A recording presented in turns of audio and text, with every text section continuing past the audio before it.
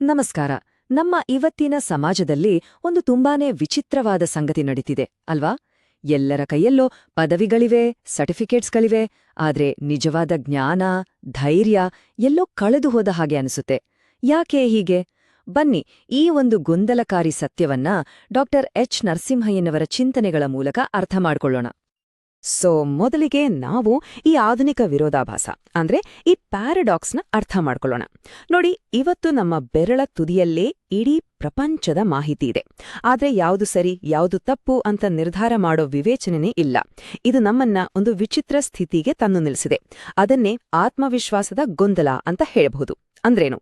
ಅಂದ್ರೆ ವಿಷಯದ ಆಳ ಗೊತ್ತಿಲ್ದಿದ್ರೂ ತುಂಬಾನೇ ಕಾನ್ಫಿಡೆಂಟ್ ಆಗಿ ಮಾತಾಡೋದು. ಹಾಗಾದ್ರೆ ಒಂದು ಪ್ರಶ್ನೆ ನಮ್ಮೆಲ್ಲರನ್ನೂ ಕಾಡ್ಲೇಬೇಕು. ನಮ್ಮ ಶಿಕ್ಷಣ ವ್ಯವಸ್ಥೆ ನಿಜವಾಗ್ಲೂ ಸರಿಯಾಗಿದ್ರೆ ಓದಿದೋರು, ಬುದ್ಧಿವಂತರು ಅಂತ ನಾವು ಅಂದ್ಕೊಂಡಿರೋರು ಯಾಕಿಷ್ಟು ಸುಲಭವಾಗಿ ಮೂಢನಂಬಿಕೆಗಳಿಗೆ ಬಲಿಯಾಗ್ತಾರೆ ಅಲ್ವಾ? ದೊಡ್ಡ ದೊಡ್ಡ ಪ್ರೊಫೆಷನಲ್ಸ್ ಕೂಡ ಯಾಕೆ ಈ ಫೇಕ್ ನ್ಯೂಸ್, ಪಿತೂರಿ ಸಿದ್ಧಾಂತಗಳನ್ನೆಲ್ಲ ನಂಬುತ್ತಾರೆ? ಇದರಿಂದ ಒಂದು ವಿಷಯ ಸ್ಪಷ್ಟವಾಗುತ್ತೆ. ಕೇವಲ ಸರ್ಟಿಫಿಕೇಟ್ಗೂ ನಿಜವಾದ ತಿಳುವಳಿಕೆಗೂ ಅಜಗಜಾಂತರ ವ್ಯತ್ಯಾಸವಿದೆ. ಇದಕ್ಕೆ ಒಂದು ಮುಖ್ಯ ಕಾರಣನೂ ಇದೆ. ನಮ್ಮ ಶಿಕ್ಷಣ ವ್ಯವಸ್ಥೆ ಇದೆಯಲ್ಲ, ಅದು ನಮಗೆ ಓದೋದು ಬರೆಯೋದನ್ನಂತೂ ಚೆನ್ನಾಗಿ ಕಲಿಸಿದೆ. ಆದ್ರೆ ಯೋಚನೆ ಮಾಡೋದನ್ನ ಬೇರೆಯವರಿಗೆ ಔಟ್ಸೋರ್ಸ್ ಮಾಡಿದ ಹಾಗೆ ಆಗಿದೆ. ಅಂದ್ರೆ ಉತ್ತರಗಳನ್ನ ಬೈಪಾಠ ಮಾಡಿದ್ರೆ ಸಾಕು, ಆದ್ರೆ ಯಾಕೆ, ಹೇಗೆ ಅಂತ ಮೂಲಭೂತ ಪ್ರಶ್ನೆಗಳನ್ನ ಕೇಳಿದ್ರೆ ಅದಕ್ಕೆ ಬೆಲೆನೇ ಇಲ್ಲ. ಇದೇ ಇವತ್ತಿನ ಈ ಅಸಮತೋಲನಕ್ಕೆ ಮೂಲ ಕಾರಣ. ಕಾಲ ಕಳೆದಂತೆ ಏನಾಯ್ತು ಅಂದ್ರೆ ನಮ್ಮ ಶಿಕ್ಷಣ ವ್ಯವಸ್ಥೆಯಲ್ಲಿ ಧೈರ್ಯದ ಜಾಗಕ್ಕೆ ಆರಾಮ ಬಂತು, ಕುತೂಹಲದ ಜಾಗಕ್ಕೆ ಹೊಂದಾಣಿಕೆ ಬಂತು. ನಾವು ಸಮಾಜಕ್ಕೆ ಬೇಕಾದ ಯೋಚನೆ ಮಾಡು ಸಿಂಹಗಳನ್ನ ಬೆಳೆಸೋದು ಬಿಟ್ಟು ಸುಮ್ನೆ ಹೇಳಿದನ್ನ ಕೇಳ್ಕೊಂಡು ಸಾಲಿನಲ್ಲಿ ನಿಲ್ಲೋ ಕುರಿಗಳಂತಹ ವೃತ್ತಿಪರರನ್ನ ತಯಾರ್ಮಾಡ್ತಿದ್ದೀವಿ ಅಷ್ಟೇ. ಸರಿ, ಸಮಸ್ಯೆಯನ್ನಂತೂ ಗುರುತಿಸ್ತೀವಿ. ಅದು ಮೊದಲನೇ ಹೆಜ್ಜೆ. ಈಗ ಪರಿಹಾರದ ಕಡೆಗೆ ಗಮನ ಕೊಡೋಣ ಅಲ್ವಾ? ಡಾ.ಎಚ್. ನರಸಿಂಹಯ್ಯನವರು ನಮ್ಮ ಸಮಾಜದ ಬೆನ್ನೆಲುಬನ್ನ ಗಟ್ಟಿ ಮಾಡೋಕೆ ಒಂದು ಅದ್ಭುತವಾದ ಚೌಕಟ್ಟನ್ನ ಕೊಟ್ಟಿದ್ದಾರೆ. ಇದು 3 ಬಲವಾದ ಸ್ತಂಭಗಳ ಮೇಲೆ ನಿಂತಿದೆ. ಮೊದಲನೇ ಸ್ತಂಭ ನೈತಿಕ ಧೈರ್ಯ. ಇದರರ್ಥ ಬರೀ ಒಳ್ಳೆ ಮೌಲ್ಯಗಳನ್ನ ಇಟ್ಕೊಳ್ಳೋದು ಅಂತ ಅಲ್ಲ, ಆ ಮೌಲ್ಯಗಳಿಗೋಸ್ಕರ ದೃಢವಾಗಿ ನಿಲ್ಲೋದು. ಈಗ ನೋಡಿ, ಒಬ್ಬ ದೊಡ್ಡ ಅಧಿಕಾರಿಯ ಮುಂದೆ ನಿಂತು ಇದು ತಪ್ಪು ಅಂತ ಹೇಳೋ ಶಕ್ತಿ ಇದೆಯಲ್ಲ, ಅದರಿಂದ ನಮ್ಗೆ ನಷ್ಟ ಆದ್ರೂ ಪರವಾಗಿಲ್ಲ ಅಂತ ನಿಲ್ಲೋದೇ ನೈತಿಕ ಧೈರ್ಯ. ಇನ್ನು ಎರಡನೇ ಸ್ತಂಭ ಬೌದ್ಧಿಕ ಸ್ಪಷ್ಟತೆ.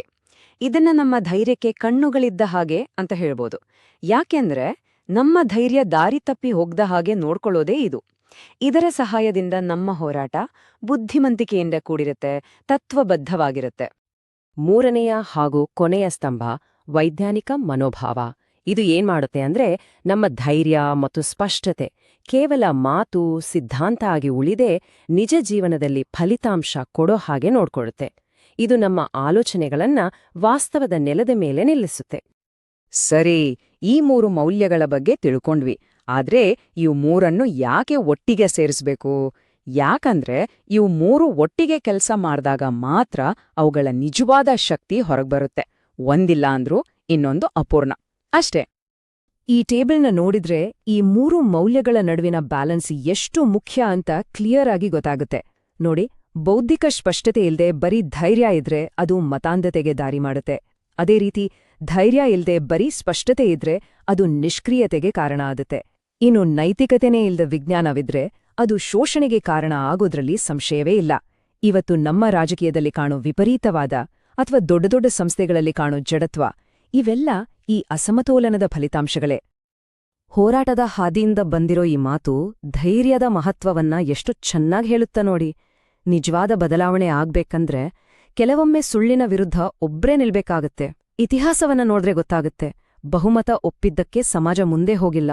ಬದಲಿಗೆ ಕೆಲವರು ಸುಳ್ಳನ್ನ ಒಪ್ಪೋಕೆ ನಿರಾಕರಿಸಿದ್ದಕ್ಕೆ ಸಮಾಜ ಮುಂದೆ ಹೋಗಿದೆ. ಧೈರ್ಯ ಎಷ್ಟು ಮುಖ್ಯವೋ ಬೌದ್ಧಿಕ ಸ್ಪಷ್ಟತೆನೂ ಅಷ್ಟೇ ಮುಖ್ಯ. ಇದಕ್ಕೆ ಸುಮ್ಮನೆ ಸಹಿಷ್ಣುತೆ ಇದ್ರೆ ಸಾಲ್ದು, ಕಠಿಣವಾದ ಶಿಸ್ತು ಬೇಕು. ಇಲ್ಲ ಅಂದ್ರೆ ನಮ್ಮ ಮನಸ್ಸು ಸುಳ್ಳು ಪ್ರಚಾರಗಳ ಕಸದ ತೊಟ್ಟಿಯಾಗ್ಬಿಡುತ್ತೆ. ನೋಡಿ, ತೆರೆದ ಮನಸ್ಸು ಅಂದ್ರೆ ಖಾಲಿ ಮನಸ್ಸಲ್ಲ. ಸಾಕ್ಷ್ಯ ಸಿಕ್ಕಾಗ ನಮ್ಮ ಅಭಿಪ್ರಾಯ ಬದಲಾಯಿಸ್ಕೊಳ್ಳೋಕೆ ಸಿದ್ಧ ಇರೋದು, ಸಮಾಜದ ಒತ್ತಡಕ್ಕೆ ಮಣಿಯೋದಲ್ಲ. ಓಕೆ, ಇಲ್ಲಿಯವರೆಗೆ ಈ ಚೌಕಟ್ಟಿನ ಬಗ್ಗೆ ಸಿದ್ಧಾಂತದ ಮಟ್ಟದಲ್ಲಿ ಅರ್ಥ ಮಾಡ್ಕೊಂಡ್ವಿ. ಈಗ ಇದನ್ನ ನಿಜ ಜೀವನಕ್ಕೆ ತರೋಣ. ಆಡಳಿತದಲ್ಲಿ, ವ್ಯಾಪಾರದಲ್ಲಿ ಮತ್ತೆ ಸಮಾಜ ಸೇವೆಯಂಥ ಕ್ಷೇತ್ರಗಳಲ್ಲಿ ಇದು ಹೇಗೆ ಕೆಲಸ ಮಾಡುತ್ತೆ ಅಂತ ನೋಡೋಣ ಬನ್ನಿ.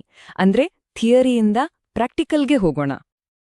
ಈಗ ಆಡಳಿತದ ವಿಷಯಕ್ಕೆ ಬರೋದಾದ್ರೆ ಪಾಲಿಸಿಗಳನ್ನ ಮಾಡುವಾಗ ಸಿದ್ಧಾಂತಕ್ಕಿಂತ ಸಾಕ್ಷ್ಯಕ್ಕೆ ಹೆಚ್ಚು ಬೆಲೆ ಕೊಡ್ಬೇಕು.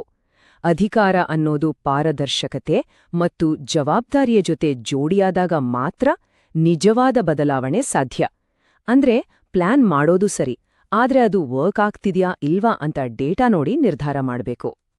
ಕಾರ್ಪೊರೇಟ್ ಜಗತ್ತಿನಲ್ಲಿ ಇದರ ಅರ್ಥ ಏನು?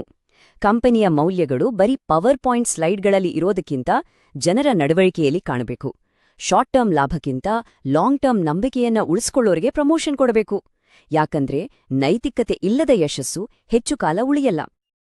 ಇನ್ನು ನಾಗರಿಕ ಸಮಾಜ ಮತ್ತೆ ಎನ್ಜಿಒಗಳ ವಿಷಯದಲ್ಲಿ ಮೇಡಾ ಫೌಂಡೇಶನ್ನಂತಹ ಸಂಸ್ಥೆಗಳು ಇದೇ ತತ್ವದ ಮೇಲೆ ಕೆಲಸ ಮಾಡ್ತವೆ. ಇಲ್ಲಿ ಮುಖ್ಯ ಗುರಿ ಸುಮ್ನೆ ಸಹಾಯ ಮಾಡೋದಲ್ಲ, ಬದಲಿಗೆ ಜನರನ್ನ ಸಶಕ್ತರನ್ನಾಗಿ ಮಾಡೋದು.